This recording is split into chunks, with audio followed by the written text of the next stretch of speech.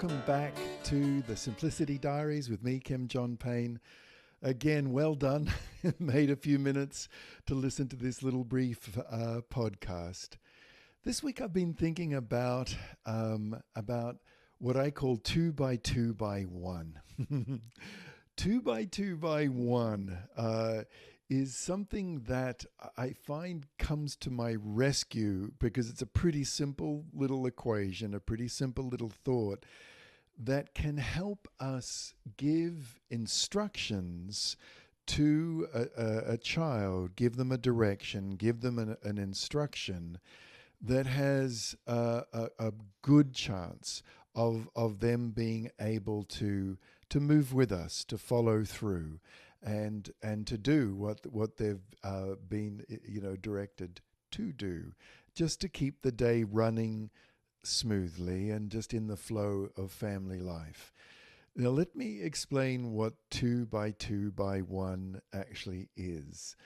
Some of you might be familiar with a little bit of this from my book, The Soul of Discipline, where I talk about this, but I also want to extend it a bit more today. You know how it is. You have these things that you think about and develop, and they're always growing. And this is one of those things that's grown since the writing of the Soul of Discipline book.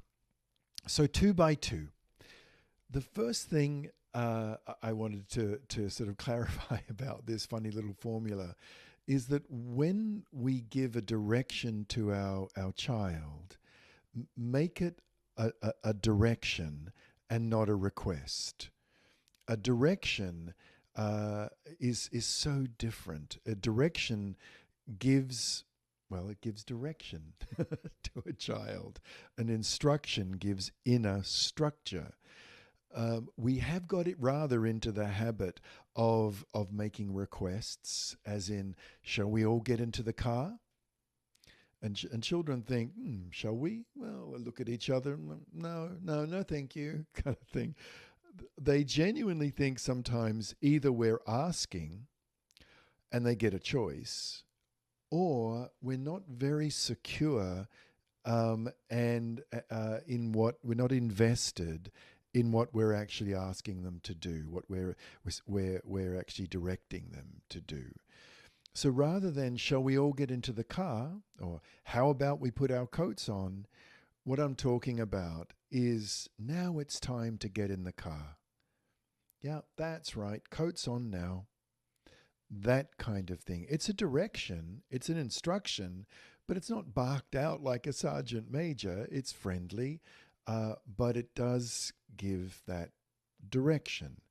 Now, in order to give the direction, and this is the main theme, because that's just a little bit of a side theme, direction versus request, although it's a big one, isn't it? But really the main theme of this little podcast today is the 2 by 2 by 1. Now, the first 2 is 2 feet on the ground, 2 feet down. Don't try your very best to not move around. Don't be moving around. Plant your feet, grow great big roots through your shoes, down into the ground. Be solid in what you're going to do. In other words, create the space first and then speak into it. 2 feet down and 2 feet away from a child. And I don't mean confronting them. It could mean just an arm around a shoulder. It could mean the stroking of their hair, a little squeezy on their arm, an arm around them. It doesn't have to be confronting, but 2 feet down so you're not moving, and 2 feet away from a child so you move in close to them. I've been surprised over the years how many parents give requests whilst they're on the move, and the kids just do almost like like request a keto. It's just like whoosh, gone. It's like it's just nope. It's just they just deflect and they just keep right on doing what they're doing. And we're given all these requests like, Sophie, can you put your lunch in your lunchbox, please? Miguel, how about you put your coat on now? Wouldn't it be lovely to? And you're being so nice, so kind. You get into the car to take the children to school, and you look behind you, and no one's there. No one's there, and it's just so maddening. So you get out the car, you go back inside, and there is your child that you spent half an hour trying to get dressed, and they're standing there semi-naked. They've just undressed themselves. Much of this can be avoided, and the frustrations can be avoided if one stops moving. Sometimes I hear that parenting is multitasking, and I get it. I get why that's said. But really, I think parenting is single tasking multiple times. And this is single tasking. 2 feet down. I am not moving. I am still. I've quietened down something in myself because the kids can sense that. If we stop moving physically, we've got a much greater chance of stopping moving emotionally and being distracted within ourselves. And kids, they can sense it. It's almost like they do cost-benefit analysis, right? They can sense it. So when we put 2 feet down and we stop moving, we quieten ourselves inside ourselves. We move in close to a child 2 feet away.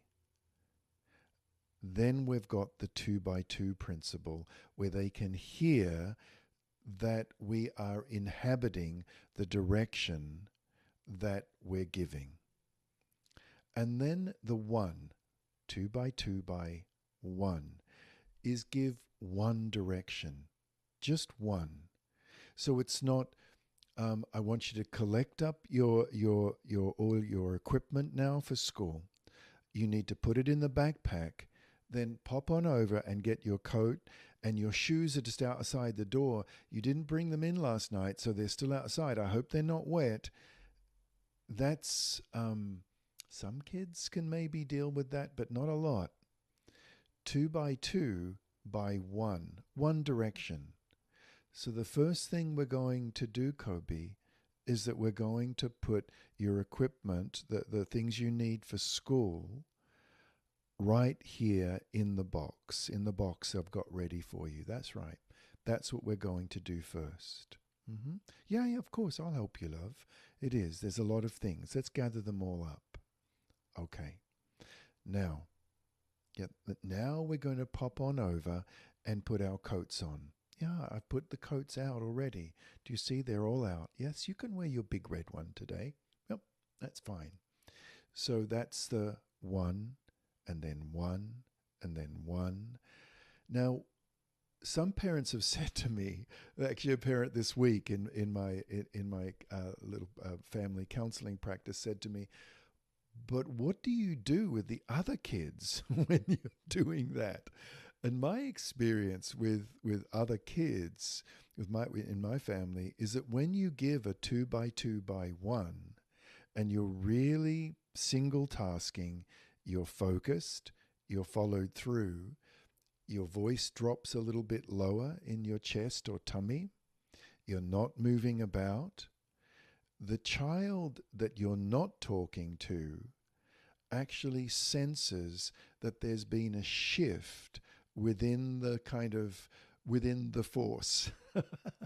there's been a shift, and my mom or my dad or my guardian is really inhabiting. They're very present, I guess, is the best way to describe it.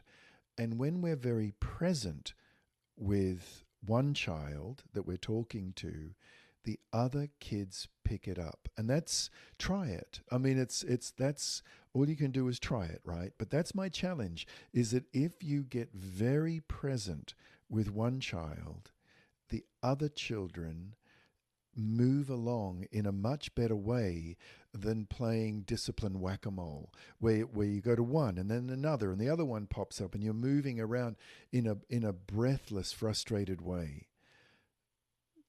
2 feet down, 2 feet away, and then one direction.